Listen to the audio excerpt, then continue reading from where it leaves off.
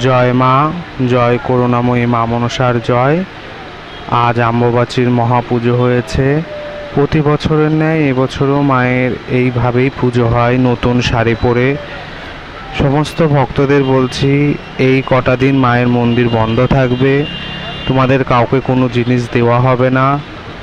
মায়ের মন্দির কটা দিন বন্ধ থাকবে, তোমরা সবাই আবার বৃহস্পতিবার থেকে মন্দির খুলবে, সবাই বৃহস্পতিবার থেকে এসো। মায়ের অশেষ কৃপা তোমাদের পরে থাকলো। আর এই সময় তোমরা যত পারবে মায়ের নাম জপ করো, মাকে ডাকো।